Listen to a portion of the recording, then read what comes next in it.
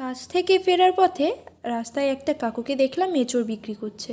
সেটা দেখে আমার খুব লোভ লাগলো আর আমিও কিনে নিয়ে চলে এলাম। ছোট্ট এঁচড়, জানি না কেমন হবে। তো কাকুটা আমাকে জিজ্ঞাসা করছিল যে তোমার কাছে প্রেশার কুকার আছে কি না। প্রেশার কুকারে দিয়ে ভালো করে 2-3টে সিটি দিয়ে দেবে, তাহলে দেখবে খুব ভালো হবে। তো আমি বললাম আমার কাছে তো প্রেশার কুকার নেই। তাই বললো যে ভালো করে সুন্দর করে ঢাকা দিয়ে অনেকক্ষণ ধরে সেদ্ধ করে নেবে আগে, তাহলে কষটা বেরিয়ে যাবে, না হলে কিন্তু খেতে পারবে না। ঠিক আছে। এবার আমি তো বাড়িতে নিয়ে এসে, কাকুটাই কেটে দিয়েছিল আর আমি বাড়িতে নিয়ে এসে আর একটু ভালো করে কেটে নিলাম, কারণ সামনের যে শক্ত থাকে সেই জায়গাটা ছিল বেশি, সেই জন্য সেটা কেটে ফেলে দিলাম। তারপর ভালো করে জল দিয়ে ধুয়ে নিলাম 2বার। ধুয়ে এবার কিন্তু কড়াইতে জল বসিয়ে দিয়েছি, এটা এবার সেদ্ধ করব বলে। কড়াইতে জল দিয়ে সামান্য একটু নুন দিয়ে তারপর আমি এবার এঁচড়গুলো সব দিয়ে দিলাম। দিয়ে এবার ভালো করে আবার একটু নুন দিয়ে নাড়াচাড়া করে নিয়ে সুন্দর করে ঢাকা দিয়ে দিলাম। আর একটা পেপার থেকে একটু ছিঁড়ে আমি এই ফাঁকা জায়গাটাতে দিয়ে দিলাম, যাতে ভেতরের ভাবটা বাইরে বেরিয়ে না যায়। তো ভালোভাবে সেদ্ধ হয়ে গেছে। আমি অনেকক্ষণ ধরে সেদ্ধ করেছি, সেদ্ধটা করে নিয়েছি এই কারণেই, কাকুটা যেহেতু বলেছিল।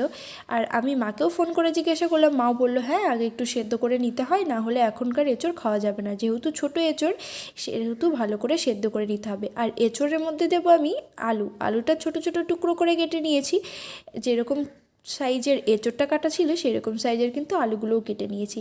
তো এঁচড়টা খুব সুন্দর করে সেদ্ধ করা হয়ে গেছে। এঁচড়টা নামিয়ে নিয়ে এবার ওই কড়াইতে আমি তেল দিয়ে দিলাম। ভালো করে তেলটা গরম করে নিয়ে এবার আমি টুকরো টুকরো করে কেটে রাখা আলুগুলোও দিয়ে দিলাম। দিয়ে আলুগুলোও ভালো করে লাল লাল করে ভেজে তুলে রেখে দিলাম। এবার আমি এঁচড়টাও হালকা করে ভেজে নেব। আলুগুলো তুলে রেখে এঁচোড়টা ভেজে নিয়ে ভাবলাম যে এর মধ্যে যদি চিংড়ি মাছ হতো তাহলে কিন্তু খেতে খুব ভালো লাগতো।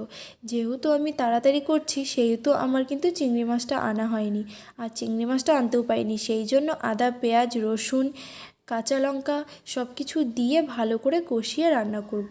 আমি কিন্তু এখন প্রায় তরকারি কাঁচা লঙ্কাতে খাচ্ছি। শুকনো লঙ্কা খেয়ে খেয়ে ডাক্তারে বলেছিল শুকনো লঙ্কাটা খাওয়া বন্ধ করুন, সেই জন্য কাঁচা লঙ্কাই খাচ্ছি। এঁচোড়টা ভেজে তুলে রাখলাম। এবার কড়াইতে আরেকটু তেল দিয়ে দিলাম। এবার ফোড়নে দিচ্ছি 1 টুকরো এলাচ, 2 টুকরো দারচিনি আর 2 টুকরো লবঙ্গ দিয়ে ভালো করে নেড়ে চেড়ে আর একটা তেজপাতা দিয়ে দিলাম। দিয়ে হালকা ভেজে নিয়ে এবার করে রাখা মশলাটা এর মধ্যে দিয়ে দিচ্ছি। এখানে দিয়েছি আদা, রসুন, পেঁয়াজ, জিরে গুঁড়ো আর কাঁচা লঙ্কা দিয়ে ভালো করে পেস্ট করে নিয়েছি। সেটা দিয়ে ভালো করে নেড়ে চেড়ে দিয়ে দিলাম হালকা একটু হলুদ আর কিছুটা পরিমাণে লঙ্কা গুঁড়ো, কিছুটা পরিমাণে কাশ্মীরি লঙ্কার গুঁড়ো।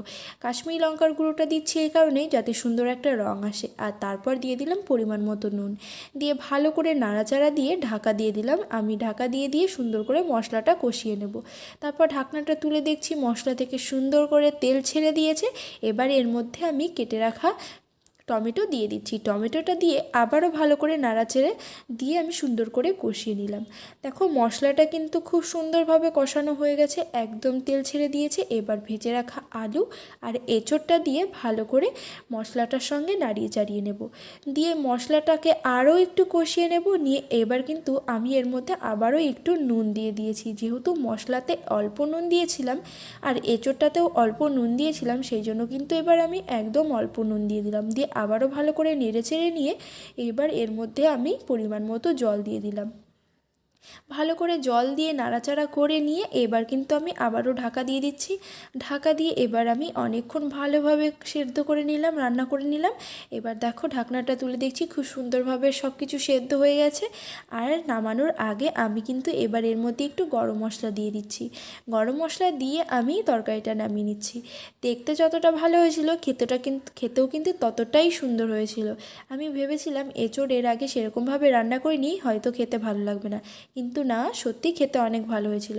তো কেমন লাগলো ভিডিওটা অবশ্যই কমেন্ট করে জানিও। ভালো লাগলে লাইক করো, শেয়ার করো, আর প্লিজ পেজটাকে ফলো করে দিও। আর যারা ইউটিউব চ্যানেল থেকে দেখছো তারা চ্যানেলটাকে সাবস্ক্রাইব করে দিও, আর পাশে থাকা বেল আইকনটি ক্লিক করে দিও, যাতে নতুন নতুন ভিডিও আপলোড করতেই তোমাদের কাছে পৌঁছে যায়। টাটা, চলে আসবো নতুন আবারও আরেকটি ভিডিও নিয়ে।